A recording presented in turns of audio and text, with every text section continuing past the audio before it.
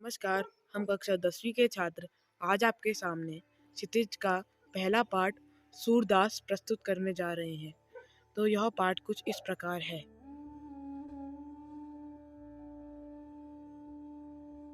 ये पाठ से पहले जानते हैं यहाँ कवि के बारे में। सूरदास भक्ति काल के कवि हैं, जिस काल को हिंदी का स्वर्ण युग भी कहा जाता है। ये सगुण धारा के कवि हैं, यानी ये भगवान को मूर्ति में मानते हैं। ये वल्लभाचार्य के शिष्य हैं और ये अष्टछाप कवियों में से एक हैं। ये गोवर्धन मंदिर में पद गाते थे, वह इनके शिष्य उन पदों को लिखते थे। इन्होंने सूरसागर, सूरलहरी, साहित्य लहरी पुस्तकें लिखी हैं। सूरसागर के भ्रमर गीत अध्याय से ही यह पाठ लिया गया है। ये वात्सल्य और श्रृंगार के सर्वश्रेष्ठ कवि हैं। वात्सल्य का अर्थ होता है अपने छोटों के प्रति प्रेम दिखाना। ये पद ब्रज भाषा में लिखा गया है। ऊधो तुम अति बड़भागी, अपरस रहत स्नेह तगाते, नाहिन मन अनुरागी। ऊधो तुम अति बड़भागी, पुरई निपात रहत जल भीतर, तारस देहन दागी। ऊधो तुम अति बड़भागी, जो जल माह तेल की गागरी, बूंद नता को लागी। ऊधो तुम अति बड़भागी, प्रीति नदी में पाँव न बोर्यो, दृष्टि न रूप परागी। ऊधो तुम अति बड़भागी, सूरदास अबला हम भोरी, गुड़ चाटी जो पागी। ऊधो तुम अति बड़भागी। इस पद में गोपियों ने उद्धव को भाग्यशाली कहा है, परंतु व्यंग्य के रूप में। वो उद्धव को कहती है कि तुम श्री कृष्ण के इतने करीबी दोस्त हो, परंतु फिर भी तुम मोह के धागे से नहीं बंध पाए।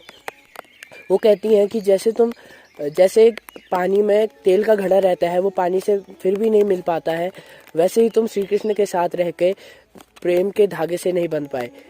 श्री कृष्ण की तुलना यहाँ पे पानी से करी गई है और उद्धव की तुलना तेल के घड़े से करी गई है। वो गोपियाँ उद्धव को कहती है, तुमने अभी तक प्रेम की नदी में अपने पाँव नहीं धोए और ना ही तुम में प्रेम की हल्की सी भी झलक है। सूरदास कहते हैं कि गोपियाँ अपना एकनिष्ठ प्रेम श्री कृष्ण के प्रति दिखाती हैं और कहती हैं कि श्री कृष्ण गुड़ है और हम चींटियाँ हैं। मन ही माज रही, कहिए जाए कौन पे उद्धव, नाही परत कही, मन ही माज रही। अवधि आधार आस आवन की, तन मन बिथा सही, मन ही माज रही। अब इन जोग संदेशन सुनी, बिरहिन बिरह दही, मन ही माज रही। चाहती हुतई गुहार जितहि ते, उतते धार बही, मन ही माज रही।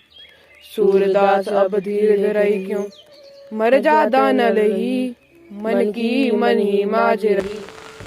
इस पद में गोपियां उद्धव से कहती हैं कि उनके मन की बात मन में ही रह गई है। वे अपना दर्द किसी के सामने नहीं कह सकते हैं। श्री कृष्ण के इंतजार में उन्होंने बहुत दर्द था, परंतु जब वहीं से उद्धव आए और अपने योग के संदेश सुनाए तो उनके विरह की अग्नि में आग डालने का काम उद्धव ने किया।